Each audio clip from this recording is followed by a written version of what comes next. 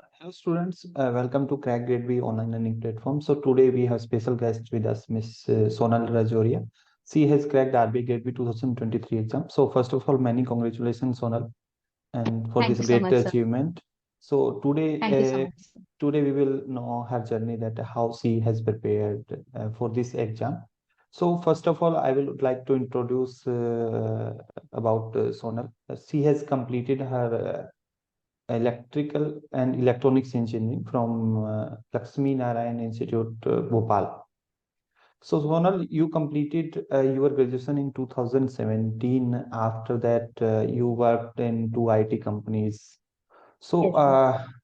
मतलब क्या सोचा कि आरबीआई का प्रिपरेशन करना चाहिए? मतलब 2017 में ग्रेजुएशन, 5-6 ईयर आपने जॉब भी किया, तो ऐसा क्या सोचा कि आपको आईटी से बैंकिंग सेक्टर में जाना चाहिए? किस रीजन की वजह से?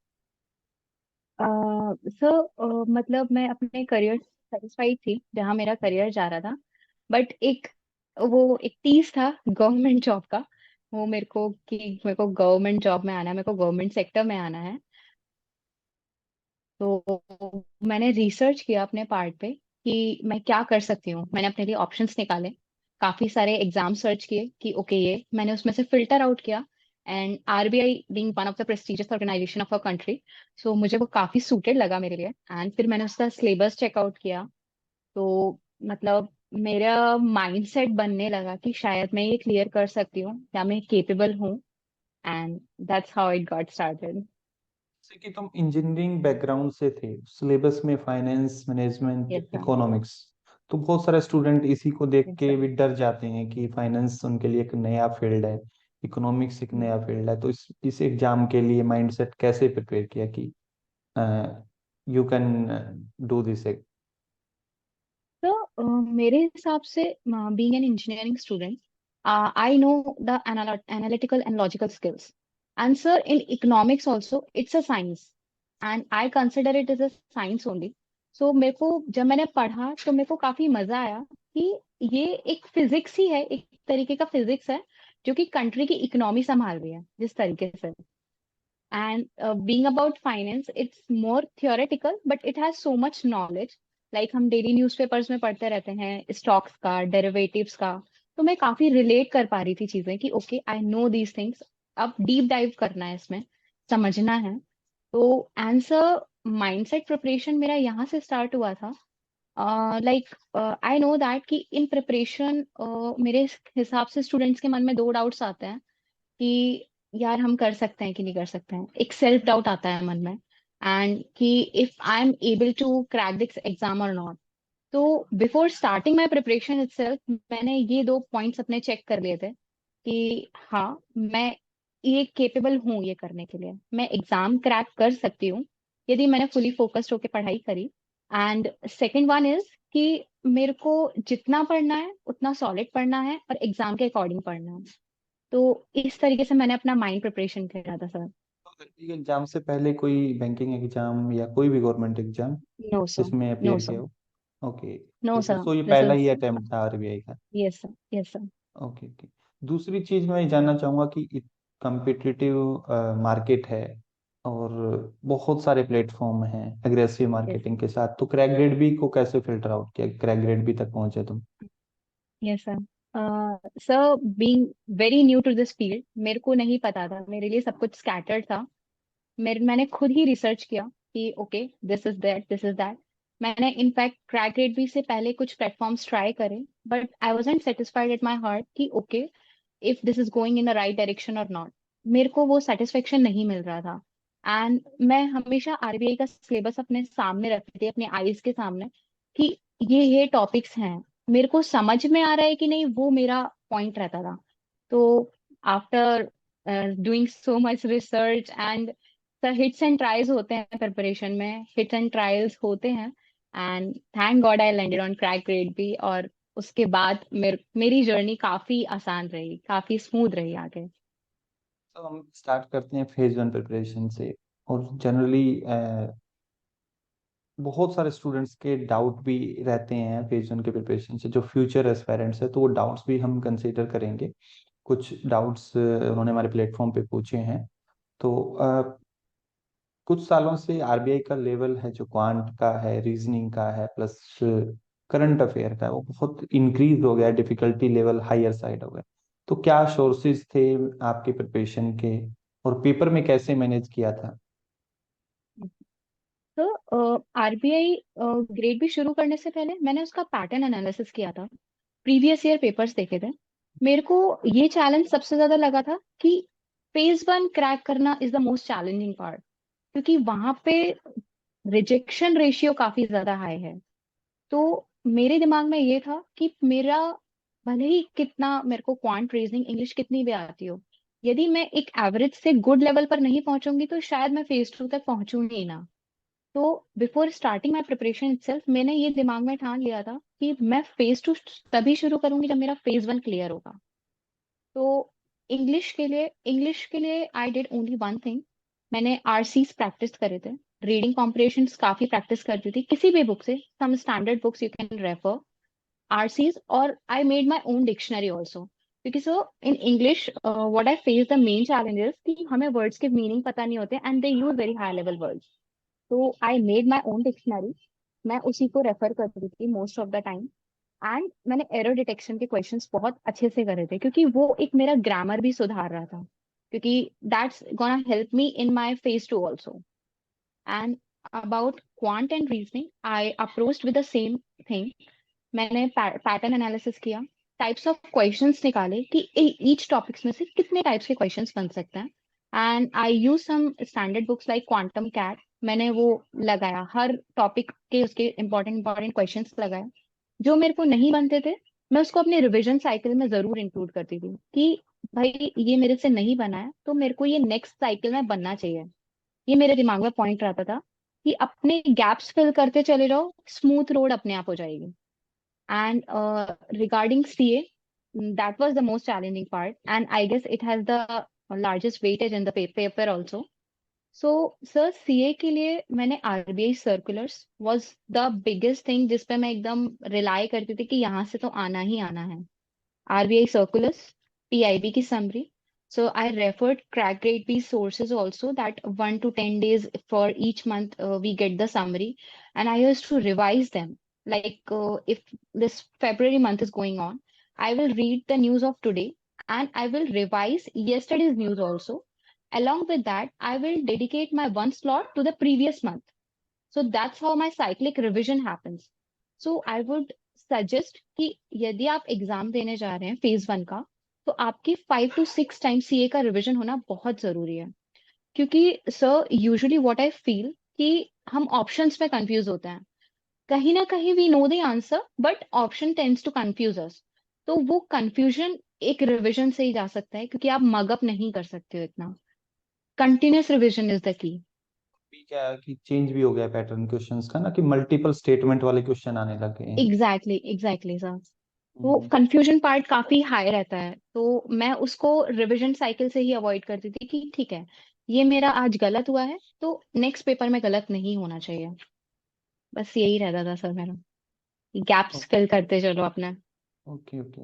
एंड एक रूटीन क्या था फेज वन के प्रिपरेशन का, ये कि जनरल मतलब ये भी क्वेश्चन काफी स्टूडेंट्स जो फ्यूचर एस्पायरेंट्स हैं उन्होंने पूछा है कि फेज वन की प्रिपरेशन का एक रूटीन क्या था, डेली रूटीन, कि कितने आवर्स आप क्वांट यस को सर। दे देते, कितने आवर्स रीजनिंग को, या वीकली डिवाइड कर रखा था आपने?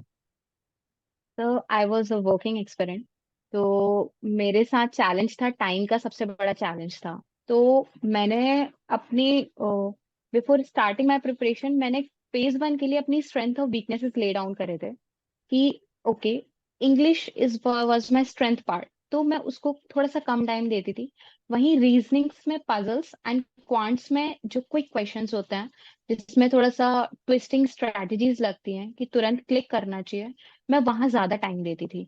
तो in a day I use to divide my day in my working office hours, then one slot to quant and one slot to reasoning. Then okay, after 2 days I will dedicate my one slot to English. Like that I used to divide my time. Okay okay. मतलब and कुछ भी चीज छूटनी नहीं चाहिए बीच में।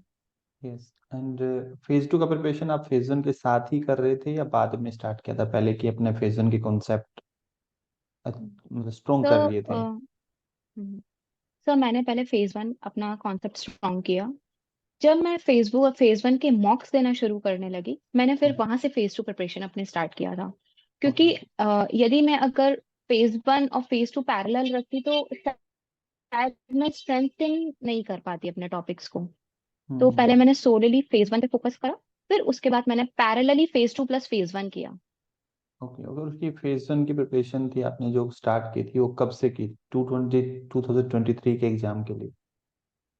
Sir मैंने mid जुलाई 2022 से कर दी थी। ओके तो ओके। वहां से मैंने अपनी प्रिपरेशन स्टार्ट करी थी। और प्रैक्टिस, आपने कहा कि मॉक्स की प्रैक्टिस, तो क्या सोर्स यूज किए थे प्रैक्टिस के लिए मॉक्स? सर प्रैक्टिस के लिए आई यूज्ड स्मार्ट कीड़ा प्लेटफॉर्म एंड क्रैकलेट भी platform. Only two sources I used for mocks, and I used to give at least 2 to 3 mocks in a week. That was hmm. must, and I maintained my personal diary also to keep my scores check. Okay, in this week I'm scoring this, in this week I'm scoring this, now I have to score this. I used to maintain my diary like that. Okay okay. दूसरा कि questions जैसे quant में आपने जैसे paper में बहुत लेंदी questions थे, तो 30 क्वेश्चंस और टाइम भी 25 मिनट्स था, तो कितने क्वेश्चन अटेम्प्ट कर पाए थे और कैसे मैनेज किया था कि कौन से सेक्शन को पहले टारगेट किया था, लाइक डीआई या अर्थमेटिक को आपने टारगेट किया था? सिमिलरली इन So रीजनिंग में भी क्या है कि पजल्स बहुत लेंदी होते हैं, सिटिंग अरेंजमेंट्स लेंदी होते हैं, तो मिसलेनियस क्वेश्चंस को पहले अटेम्प्ट किया था या पजल्स को? So in quant, I apart from DI, I solved arithmetic questions first, cause वो एक क्वेश्चन क्लिक होने पे एक आंसर देता है। DI को सॉल्व करने में थोड़ा टाइम ज्यादा डेडिकेट करना पड़ता है। तो पहले मैंने अर्थमेटिक क्वेश्चंस अटेम्प्ट किए थे। I don't remember the number of questions how much I have attempted, but I it was a pretty good score. And after that, I guess I solved one DI, single DI, and all five were correct, luckily.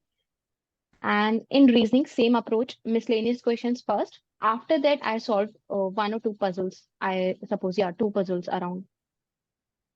My like I was behind कि मेरा questions सही हो rather than number of questions ज्यादा हो. Correct questions attempt करना मेरे दिमाग में ज्यादा था. Okay okay. एक क्वेश्चन पूछा है फ्यूचर एस्पायरेंट्स ने ही कि जैसे बहुत सारा करंट अफेयर होता है, तो ये कैसे फिल्टर आउट किया कि व्हाट इज इम्पोर्टेंट, कि आपको लास्ट टाइम पे जैसे रिवीजन के टाइम है या जब भी आप जीए के लिए प्रिपरेशन कर रहे थे जनरल अवेयरनेस के लिए, तो कि ये वाले कंटेंट को आपको मतलब फिल्टर आउट करना है, इस पे ज्यादा फोकस करना है? Analyze previous year papers. That's the only key. Analyze previous year paper. Analyze the types of questions. Like I remember in phase 1 preparation, I have jotted down, okay, statement based questions, eight number of questions are eight. From sports, hmm. two questions. From prizes, three questions. So figure it out. Ki what types of question they gonna ask, they want. आपका content filter already हो जाएगा अपने आप पढ़ते जाओगे, आपको समझ में आता जाएगा कि ये मेरे को अपने दिमाग में रखना है, ये ट्रिविया इंफॉर्मेशन है, no need to keep in mind. Okay okay okay. So अब आते हैं, हम फेज टू की बात करते हैं। तो फेज टू अभी 300 मार्क्स, और टाइम भी phase one plus phase two के बीच में काफी कम होता है, बहुत सारा कंटेंट आपको पढ़ना पड़ता है। तो कैसे मैनेज किए थे सब्जेक्ट्स? ईएसआई की बात करें या फाइनेंस की, मैनेजमेंट की, कितने मंथ्स का करंट अफेयर, और स्कीम्स को स्पेसिफिकली कैसे मैनेज किया था? स्कीम्स, बहुत सारी स्कीम्स हैं। Sir my approach in phase 2 was from whole to part. I know the whole syllabus and I have divided into the parts. So hmm for ESI, I have divided ESI into two things. First is the theoretical, and second is current affairs plus government schemes. Because government schemes will generally relate to the current affairs part only. And in finance, I have completed the theory and along with management and ethics. So these were four parts were there with me. And for economics, I don't know the E of economics. I didn't know anything back then. So I have referred Rahul sir's lecture. They have crystal cleared each and every concepts for me. Because sir, I guess in preparation you cannot beat the basics. When the whole syllabus is there, I have to write answer. Whenever I study, I used to keep in mind, okay, I have to write answer on this. So my answer, so my concept should be clear. So from Rahul sir's lectures, I have cleared all my concepts, then jumped into the deeper part, then jumped into the theory part. And again, with government schemes, I remember I have pasted a chart on my wall with 100 schemes on it. I have filtered 100 schemes and prioritized them कि okay, I gonna read only this 100 schemes. हाँ, आया तो आया, नहीं तो फिर छोड़ के आएंगे, क्योंकि आप सब कुछ नहीं पढ़ सकते हो. It's not possible to reach each and read each and everything. And with finance, so I again my cleared concepts from Sapna ma'am's lectures. After that, I deep dive into the theoretical part. तो बहुत आसानी से समझ में आती हैं, बहुत आसानी से चीजें समझ में आती हैं एक बार ये आपके कॉन्सेप्ट्स क्लियर हो जाते हैं तो. एंड आई विल सजेस्ट कि फेज 1 की डेट आने से पहले फेज 2 के एटलीस्ट 2 रिविजन्स हो जाने चाहिए. ये मेरा पॉइंट ऑफ व्यू था, क्योंकि मैं पिछले प्रीवियस ईयर्स के मैंने पैटर्न देखा था कि फेज 2 का टाइम शॉर्टन हो रहा था, फेज 1 और फेज 2 के बीच में ड्यूरेशन कम हो रहा था. तो मतलब मैंने अंदाजा लगाया था कि शायद 10 दिन का ही गैप दें, और वही हुआ था. तो आपका फेज 1 से पहले फेज 2 का सिलेबस कंप्लीट होना इज मस्ट. नहीं टाइम रहता, क्योंकि उसमें आप रिविजन ही करोगे केवल. तो अभी ईएसआई के ऊपर ही और डिस्कस करते हैं कि ईएसआई में डिस्क्रिप्टिव पार्ट भी है, आपको ईएसआई में करंट अफेयर जैसे पीआईबी भी पढ़ना है, स्कीम्स भी पढ़ना है. हम्म. तो स्कीम्स को क्रैमिंग करने में बहुत प्रॉब्लम आती है, तो उसके लिए कोई अच्छा. स्पेसिफिक स्ट्रेटजी एडवाइस करना चाहोगे फ्यूचर एस्पायरेंट को? Yes sir, I will suggest each and everyone कि आप शॉर्ट नोट्स बनाएं अपनी ओन लैंग्वेज में. यदि कोई अटल पेंशन योजना स्कीम है, तो अटल पेंशन योजना के मेरे 4 पॉइंट्स थे. बस वो 4 पॉइंट्स मैंने लिखे थे कि ओके, ये है, ये है, ये है. एंड यदि वो पिछले 6 मंथ्स के करंट अफेयर्स में आ रही है, तो मैं उनको वहीं पे लिखती थी कि ओके, करंट अफेयर्स में ये पार्ट आया है, बस खत्म. बस ये 4 पॉइंट्स मेरे को याद करने हैं. आप समरी उससे खुद बना लोगे, आप ऑब्जेक्टिव वहां से सॉल्व कर लोगे, क्योंकि वही मेन होता है. वो अटल पेंशन योजना को भले एज ग्रुप हो, कौन कौन से लोग अलाउ हो रहे हैं वो हो, कितना पेंशन मिलेगा किस एज ग्रुप को वो हो. तो मैं इस तरीके से मैंने 100 स्कीम्स के शॉर्ट नोट्स बना के पॉइंट्स करे थे, और मैं रिवीजन करती रहती थी, चलते फिरते रिवीजन करती थी उनका. करंट अफेयर्स था वो कितने मंथ्स का रेफर किया था? So for I paper was in July, so मैंने जनवरी से 6 मंथ्स, लास्ट 6 मंथ्स का करंट अफेयर्स बिल्कुल सॉलिड करके गई थी कि यहाँ से तो आएगा ही आएगा. Okay okay. And and I referred crack trees monthly summary also, क्योंकि उसमें काफी कुछ कवर्ड रहता है, आपका पूरा मंथ का रिविजन हो जाता है, तो वो भी काफी अच्छा सोर्स है. इसके बाद हम बात करें डिस्क्रिप्टिव पार्ट की. जो डिस्क्रिप्टिव के लिए भी बहुत सारे स्टूडेंट के माइंड में एक डर सा रहता है कि डिस्क्रिप्टिव कैसे लिखना चाहिए, कब से स्टार्ट करना चाहिए. तो तुमने डिस्क्रिप्टिव की जो स्टार्ट प्रैक्टिस की स्टार्टिंग थी वो कब से की थी? मतलब डिस्क्रिप्टिव लिखना जब कोर्स आपने सिलेबस कंप्लीट कर लिया था एक बार, स्टैटिक पार्ट जो है, या ऑब्जेक्टिव के हिसाब से, या आप तो स्टार्टिंग से ही चैप्टर वाइज एक चैप्टर का आपने स्टडी किया उसके बाद डिस्क्रिप्टिव की प्रैक्टिस की? सर, मैंने पहले पूरा सिलेबस कवर किया था, क्योंकि वो प्रायोरिटी था मेरे लिए.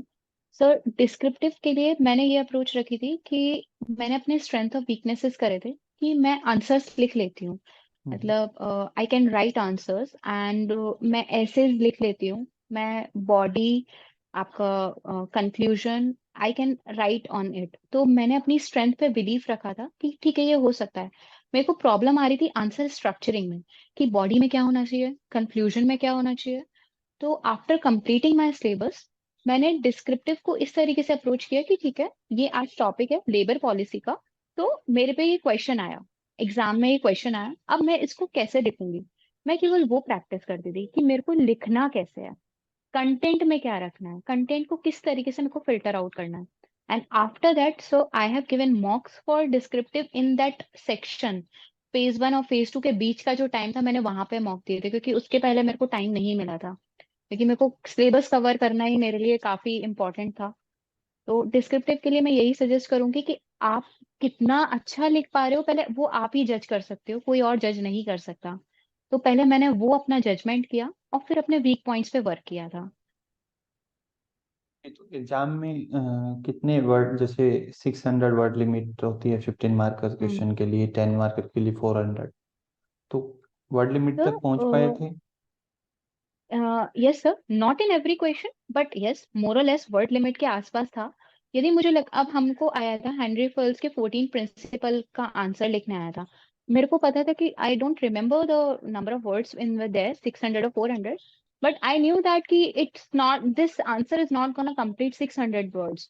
तो बट 14 प्रिंसिपल को मैंने बहुत अच्छे से डिफाइन किया, उसको पूरा लिखा, कंटेंट कहीं मिस नहीं होने दिया। I guess content is more important, not quantity. मतलब कितना, quality is the main thing, वो क्वालिटी ही मेजर करी जाती है।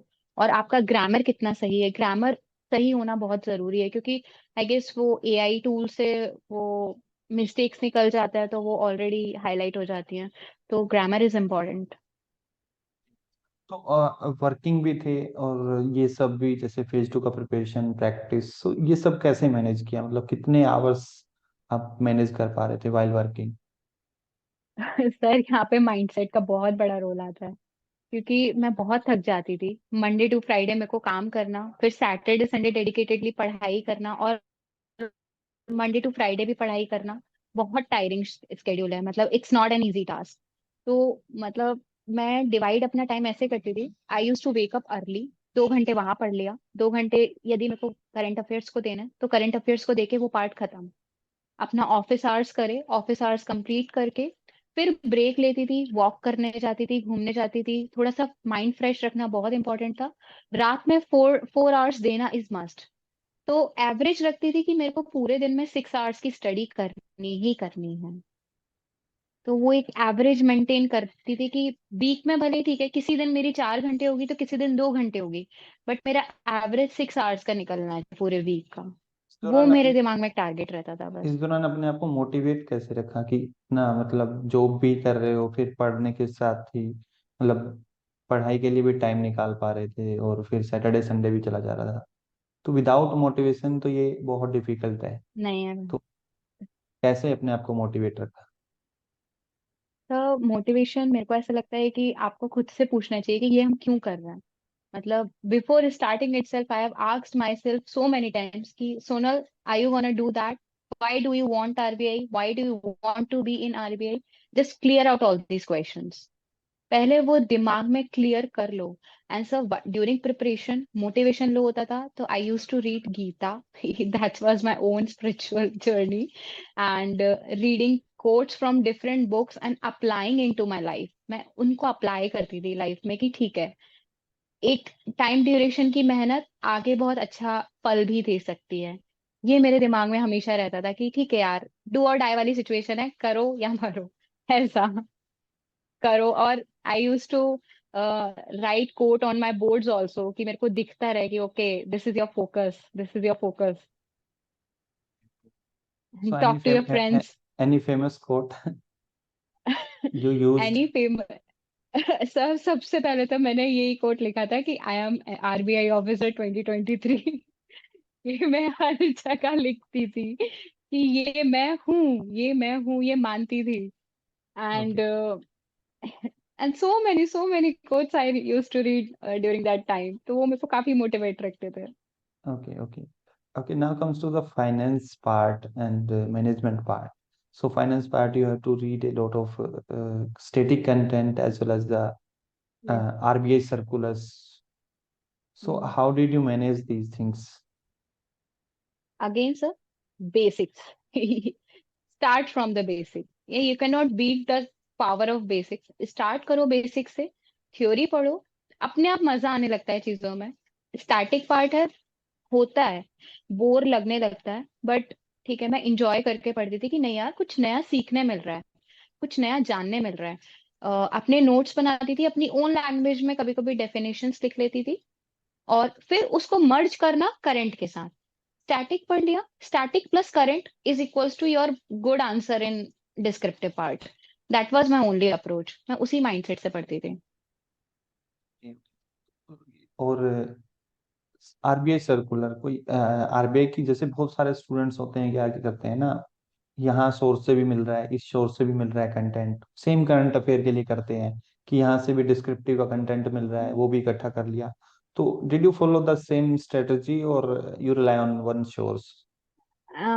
आई विल टेल कि मैं इस चीज में फंसी थी कि यहाँ से भी कर लेती हूँ, यहाँ से भी कर लेती हूँ। मुझे ऐसा सेटिस्फेक्शन फील होता था कि अरे मैंने बहुत सारा पढ़ लिया। लेकिन आफ्टर आई गेस 10 days और समथिंग मेरे को रियलाइज होने लगा कि मेरे पे बहुत बर्डन पड़ रहा है। मेरे दिमाग पे बर्डन रहता था कि मेरे को यहाँ से भी करना है, वहां से भी करना है। उस दिन मैंने कंटेंट फिल्टरिंग स्टार्ट करा कि नहीं, अगर मैं यहाँ से पढ़ रही हूँ, इतना लिख कर आऊंगी, तो भी मेरे को उतने ही मार्क्स मिलेंगे, यदि मैं 4 जगह से पढ़ के भी उतना लिख कर आऊंगी तो ये सर माइंडसेट के साथ खेलना, खुद को थोड़ा सा बेवकूफ बनाना बहुत जरूरी होता है प्रिपरेशन में। आई बिलीव दैट कि आप जितना पढ़ रहे हो उतना सॉलिड पढ़ो, आपका आंसर बनेगा। You have that self believe. क्योंकि इस जाल में फंसते हैं, मैं भी फंसी थी। लगता है डर कि ये भी कवर कर लो, वो भी कवर कर लो, बट नहीं। आप जितना पढ़ो, आप एग्जाम में अच्छा परफॉर्म कर लोगे। आरबीआई सर्कुलर्स आप आरबीआई वेबसाइट से पढ़ो। आरबीआई वेबसाइट से अच्छा क्या सोर्स हो सकता है? आरबीआई वेबसाइट से पढ़ो। बाकी आप समरीज देख सकते हो। अगर आपको आरबीआई वेबसाइट से सर्कुलर समझ नहीं आ रहे तो आप समरीज पे जाओ। समरीज आपको पूरा डिफाइन करेंगे कि ये सर्कुलर क्या है। एक एक समरी पढ़ना is enough. I guess that is more than enough. And management, जिसमें पूरा थ्योरेटिकल पार्ट है, कोई करंट से लिंक नहीं है, बहुत सारी थ्योरीज लाइक लीडरशिप, मोटिवेशन, तो हम्म। ये सब कैसे क्रैम किया? और बहुत सारी थ्योरीज हैं, बहुत सारे थिंकर्स हैं, व्हाट वाज द तो approach for this? I will tell you. So it's quite funny, but I used to consider myself as a RBI officer और मैं सोचती थी कि ठीक है, ये मैनेजमेंट मेरे को पढ़ना है तो ये मेरे को अप्लाई करना है कहीं जाके। तो हम्म। यदि मैं लीडरशिप थ्योरी पढ़ रही हूँ तो क्या क्या फैक्टर्स एक अच्छे लीडर्स में होने चाहिए, क्या क्या मेरे को अपने अंदर वो चीजें रखनी है, मैं वो पढ़ती थी। मैं उस नजरिए से पढ़ती थी, उस पर्सपेक्टिव से पढ़ती थी कि ठीक है यार, एक लीडर कैरिज्मेटिक होना चाहिए। एक लीडर में अपने टास्क को अपनी टीम के बिहाफ पे अपना क्रेडिट लेने की वो होनी चाहिए कि यदि गलती हुई तो वो उसकी है, तारीफ हुई तो वो टीम की है। इस तरीके से आप पढ़ोगे तो आपको खुद भी मजा आएगा इंटरेस्ट लेके। तो वो एक जो बोरेडॉम है वो निकल जाता है पढ़ाई से। And yes, revision, revision is must. Okay okay okay. And descriptive के लिए, जैसे बहुत सारे स्टूडेंट्स हैं कि जैसे कोई स्टार्टिंग से है, बिल्कुल फ्रेशर है, तो उसे कैसे स्टार्ट करना चाहिए? आप इस पे कोई advice for future aspirant? Descriptive part. Hmm. बहुत सारे, क्योंकि बहुत सारे फर्स्ट टाइम ये एग्जाम अपेयर कर रहे हैं, डिस्क्रिप्टिव राइटिंग कभी लिखा नहीं है, तो जनरली ये क्वेश्चन पूछा जाता है कि उन्हें एज ए फ्रेशर कैसे स्टार्ट करना चाहिए? I will suggest, rather than relying on descriptive writing part, you try to understand the syllabus first. You try to understand what RBI is demanding from you. अगर RBI हमको ये syllabus पढ़वा रहा है तो obviously he it demands something from you. तो आप पहले वो चीज को समझो। आप पहले उस थ्योरी पार्ट को समझो, कंटेंट पार्ट को समझो। आंसर राइटिंग तो आप ऑटोमेटिकली कर ले जाओगे। Answer writing is just a skill कि how to write an answer. It's just a skill. यदि आपके पास कंटेंट ही नहीं होगा तो आप राइट क्या करोगे? तो मैं यही सजेशन दूंगी, आप कंटेंट पे फोकस रखिए। आप क्वालिटी पे फोकस रखिए कि जो आप लिखेंगे उसकी क्वालिटी है या नहीं। यदि वो 600 से 500 वर्ड्स पे भी रुकेगा, अगर आपकी क्वालिटी अच्छी है तो आई एम श्योर कि आपको मार्क्स अच्छे मिलेंगे। तो उसके बाद आंसर फ्रेमिंग, और फिर लिख कर देखिए। आप अपने चेक करवाइए, अपने पीयर्स से चेक करवाइए, अपने टीचर्स से चेक करवाइए, वो आपकी गलतियां निकालेंगे। दैट्स दी ओनली की। टाइपिंग स्पीड पे वर्क करना इज मस्ट। जैसे मेरे को पता था कि मेरी टाइपिंग स्पीड अच्छी है, मैं आईटी में हूँ, तो वो मैंने स्ट्रेंथ अपनी पकड़ के रखी कि मेरी टाइपिंग स्पीड अच्छी है, I don't have to practice much on typing. तो मैंने अपना टाइम उसको अलाउट नहीं किया था। तो आपको फिल्टर करना पड़ता है अपने हिसाब से चीजें। अ, दूसरी चीज की, जैसे ये भी एक जनरल क्वेश्चन आता है कि कई बार अनएक्सपेक्टेड क्वेश्चन आ जाते हैं डिस्क्रिप्टिव में स्पेसिफिकली। हम्म। हम्म। जैसे कि इस बार की बात करें तो हम एक जेंडर इक्विटी की जो यस यूएन सर। की रिपोर्ट थी, उससे लिंक करके यस क्वेश्चन सर। पूछा गया था इंडिया के कंटेक्स्ट में। तो ऐसे अच्छा। क्वेश्चंस को कैसे मैनेज किया जाए? अ, ऐसे क्वेश्चंस को sir I guess reading current while reading current affairs you can generally relate to the static topics also. तो यदि आपकी करंट अफेयर्स और आपने जो करंट पार्ट है whether it's reports cause for phase 2 we have to read reports also. आप reports अच्छे से पढ़ेंगे, आपका स्टैटिक स्ट्रांग है, आपको पता है कि ये ऑर्गेनाइजेशन क्या है, ये क्या करता है और वही वो न्यूज में आ रहा है। तो इन दोनों का मिक्स एंड मैच आपका आंसर ऑटोमेटिकली बनवा देगा, आपका ऑटोमेटिकली लिखवा देगा आंसर। तो deep dive into the basics, like basics को स्ट्रॉन्ग करके ऊपर आओ। ऊपर ऊपर का मत पढ़ो, क्योंकि आरबीआई ऐसा एग्जाम नहीं है कि आप बस ऊपर थ्योरी पढ़ लिया आप लेकर लिख कर आगे पेपर में, ऐसे नहीं निकलेगा एग्जाम। आप चीजों को समझो, वो आपको बहुत क्लैरिटी देगा। एक जनरल क्वेश्चन और पूछा गया है कि नोट्स कैसे बनाने चाहिए, स्पेसिफिकली अवर अच्छा। कंटेंट से, मतलब क्रैक ग्रेड भी का course if you used then, मतलब कैसे नोट्स बनाए थे आपने? तो जैसे एक डेरिवेटिव्स टॉपिक है फाइनेंस में, तो वो डेरिवेटिव्स के अंदर काफी टाइप्स ऑफ डेरिवेटिव्स आता है। तो मैंने डेफिनेशन लिखी, वन लाइनर डेफिनेशन अपनी लैंग्वेज में लिखी थी। उसके बाद पॉइंट्स में ओनली 1 पॉइंट 2 पॉइंट 3 पॉइंट्स, और जितने कम वर्ड्स यूज हो सकते हैं उतने कम वर्ड्स में मैंने बाकी सारे डेरिवेटिव्स को डिफाइन किया था। कि ठीक है, मैं अगर ये एक लाइन पढ़ूंगी बाद में तो मेरे को पूरा कंटेंट याद आ जाएगा कि ये पूरा कंटेंट क्या है। मैं इस तरीके से नोट मेकिंग करती थी। और एक क्वेश्चन और पूछा जाता है कि जैसे हम आंसर राइटिंग प्रैक्टिस करते हैं तो खुद से कैसे एवेलुएट करें? खुद से ओके, ये कर सकते हैं आप। मैंने जो एक स्टार्टिंग में, बहुत स्टार्टिंग में करी थी ये चीज, कि न्यूज़पेपर में कोई आर्टिकल निकला था। तो हम्म। वो आर्टिकल के बारे में मेरे को भी नॉलेज थी। मैंने उसको अपनी लैंग्वेज में अपने तरीके से आंसर लिखा। मैंने फिर उसको न्यूज़पेपर का आर्टिकल पढ़ के उसको इवैल्यूएट किया था कि यार Sonal, okay, you can include this points, you can exclude this points. तो आप जब खुद ही थ्योरी की प्रैक्टिस करेंगे ना, जैसे आपके पास कोई भी थियोरेटिकल पार्ट है, आपके पास पूरे नोट्स हैं उसके, आप उसका खुद आंसर लिखिए, खुद समझिए। इन्फ्लेशन टॉपिक लीजिए, इन्फ्लेशन के बारे में सब कुछ लिखिए, सीपीआई क्या है, डब्ल्यूपीआई क्या है, पूरा लिखिए। और फिर उसको स्टैंडर्ड सोर्स से मैच करने का ट्राई कीजिए कि आप कहाँ मिस कर रहे हैं और कहाँ पे आप इम्प्रूव कर सकते हैं। तो खुद ही इवैल्यूएशन कर सकते हैं आप। और इसके बाद आता है इंटरव्यू पार्ट, वो भी बहुत इंपॉर्टेंट है क्योंकि एवन Yes. बहुत सारे स्टूडेंट है second highest, even highest score करने के बाद भी फेज 2 में सेलेक्ट नहीं होते हैं। इंटरव्यू 75 मार्क्स से आपका फाइनल सिलेक्शन में रोल प्ले करता है, काफी मतलब It's इम्पोर्टेंट a है। huge part, yeah. Yes yes.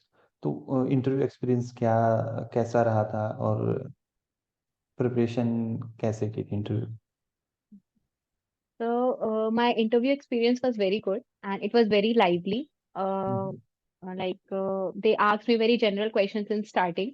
बहुत ही general questions पूछे थे, कहाँ से हो, क्या हो, to make the environment calm. And after that, they switched on to the technical questions and asked me like why I chose RBI and all. So I answered them, and so it was a very quite good interaction. I believe it was very quite good interaction, and I was honest.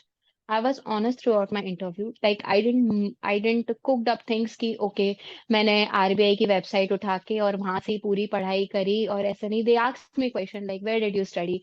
So I tell them कि मैंने यहाँ से पढ़ाई करी है, क्योंकि मेरे को नहीं पता थी चीजें। So I was not brutally honest, but yes, I was honest in a good manner. And regarding preparation, I had, I guess, 1 month of time gap between the date.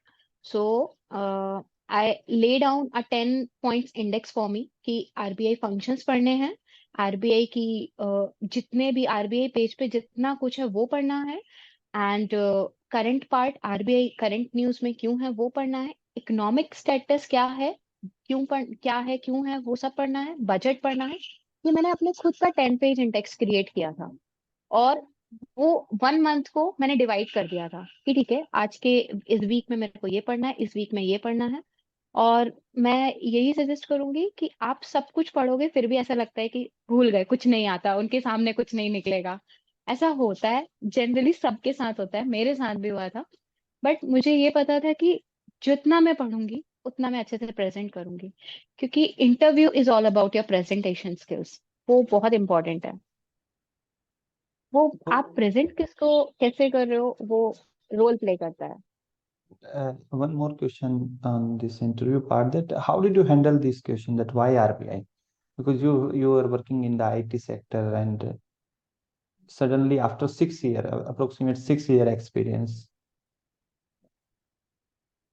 So I was well prepared with all these questions. I had a number of set of questions, like कि interview में ये questions मेरे से पूछे जा सकते हैं। तो मैंने ये ऑलरेडी प्रिपेयर करके रखा था, ये सारे क्वेश्चंस अपने लिए। और यही बोला था कि ये जर्नी मेरे को और एक्साइटिंग करियर अपॉर्चुनिटीज देगी। और जो थोड़े बहुत पॉइंटर्स मेरे को लगे थे कि जो मेरे हिसाब से सही होंगे, मैंने वो बोले थे, and I guess they were pretty convinced by that. और जैसे कि हमें बहुत सारी चीजें पढ़नी होती है, like banking, finance, news, PIB, RBI circular, तो कोई ऐसा पार्ट है जिसे हम स्किप कर सकते हैं due to time crunch? I will say कि जो मगअप वाला पार्ट रहता है, in banking and finance you have to go through all the news, क्योंकि that is must. Like you would never know कि क्वेश्चंस उनमें से ही आता है, क्योंकि it's a banking paper, it's a hmm. Banking technical paper. तो question वहां से ही आने हैं। बट यस, जो बहुत मकअप वाला पार्ट रहता था, बहुत स्टैटिक पार्ट रहता था, जिनको केवल याद करना है, वो मैं एंड के लिए छोड़ती जाती थी कि ठीक है, एंड में देख लूंगी एक बारी, क्योंकि उसमें क्वेश्चन क्लिक हो गया तो ठीक है, otherwise skip to the next question. क्योंकि दिमाग में ये अप्रोच थी कि मेरे को 80 आउट ऑफ 80 क्वेश्चंस नहीं बनाने हैं, मेरे को इतने बनाने हैं कि मैं कट ऑफ क्लियर कर लूँ। Okay, okay. And one more question, that when did you realize that yes, I can crack this exam, since it is the toughest exam among banking exams? हाँ, तो ये सेटिस्फेक्शन तो result के बाद ही आता है। बट ये जो क्वेश्चन था कि if I will be able to crack this exam और नॉट, ये मैंने जर्नी स्टार्ट करने से पहले अपने खुद से पूछ लिया था, पूरा सिलेबस एनालाइज करके, आरबीआई के बारे में पढ़ के, इस एग्जाम पैटर्न को देख के, प्रीवियस ईयर पेपर एनालाइज करके, ये मैंने कंक्लूजन पे पहुंच गई थी कि Sonal, if you will be fully focused on your task, you will be successful in that. तो मैं अपनी अप्रोच इस तरीके से रखती थी कि भाई पढ़ना है तो क्रैक करने के लिए पढ़ना है। एक और क्वेश्चन पूछा है किसी एस्पायरेंट ने ही, how to tackle emotional up and downs during your preparation? Talk to your friends, talk to your parents. Parents are the key, friends are the key, and close your circle. Like, do not get so much socially involved in things, and shut the gates of distractions, shut the gates of all the distraction। Emotional imbalance होता है, बहुत ज्यादा होता है। I used to spit it out on my mom, dad, I used to spit it out on my friends, कि मैं उन्हें सब बता देती थी, सब स्पेल आउट कर देती कि मेरे को ऐसा हो रहा है, ऐसा फील हो रहा है, मेरे को ऐसा लग रहा है कि कुछ नहीं होगा, मैं टाइम वेस्ट कर रही हूँ। ये सारे क्वेश्चंस आते थे, and they will listen me, they use to listen me, and कि बोलते थे कि ठीक है, हो जाएगा, ये वक्त है, ये फेज है। बस दिमाग में ये रहता था कि बाउंस बैक कितनी जल्दी करना है, क्योंकि सर इमोशनल ब्रेकडाउन के बाद आप बाउंस बैक कितनी जल्दी करते हो, आई गेस वो मैटर करता है। तो ओके, ओके। एक और मैंने जनरल प्रैक्टिस देखी है कि बहुत सारे स्टूडेंट जैसे टेलीग्राम पे डिस्ट्रैक्ट होते हैं, या फिर जैसे कि जनरली देखा है कि स्टडी ग्रुप में प्रिपरेशन करते हैं। तो did you follow this type of strategy, means you joined any study group और द टेलीग्राम, और no, between means with your friends or circle? no, sir. Actually, I was the sing. I used to think like I'm a single man army. मैं ना study groups में involve होती थी, मैं ना telegrams की chats में इन्वॉल्व होती थी, बिकॉज Mhm. सबके ओपिनियंस रहते थे और वो डिस्ट्रैक्ट करते थे माइंड को। मैं बस अपने काम की चीज देखती थी कि ये मेरे काम का है, ये मेरे काम का नहीं है। Filter out, again sir, content filtration is must, not in study part, in each and every part. कि आप इमोशनली खुद को कैसे बैलेंस रख रहे हो, आप डिस्ट्रैक्शंस कैसे अवॉइड कर रहे हो। कोई आपसे कुछ बोल देगा तो बुरा लगता है, अवॉइड दैट। एक कान से सुनो, एक कान से निकालो, अपने काम पे फोकस रहो, that's it, that's the only की। Okay, okay. Okay, so it's done from my side, Sonal. And one last, that what will you advise to the future aspirants, and what means, what mistake they should not make during their preparation? Yes, sir. Or I will any say, any any other specific advice from your side? I will say, if you are fully focused on a task, you will definitely gonna succeed in it. Keep that in your mind. Do not get into the self-doubt circle. It happens with every next human. But keep yourself reminding कि अगर किसी काम को तुम एकदम ही शिद्दत से कर लो तो एक्चुअल में वो होता है। बस यही चीज दिमाग में रखो। सारे डिस्ट्रैक्शंस अवॉइड करो। सब टाइम किलिंग होते हैं, सारे डिस्ट्रैक्शंस टाइम किलिंग होते हैं। और कंटेंट फिल्टर करो, साथ ही साथ अपने थॉट्स फिल्टर करो। कंटेंट को भी फिल्टर करो, थॉट्स को भी फिल्टर करो और अपना काम पे फोकस रखो। 100% सक्सेस मिलेगी। So thank you, Sonal, for this wonderful session. And we thank you have so covered up most of the doubts of the future aspirant as well. And I wish you good luck for your future journey. Thank you And so much sir. thank you. I hope this interview will help them. Yes, yes. Thank you for joining. Thanks a lot sir.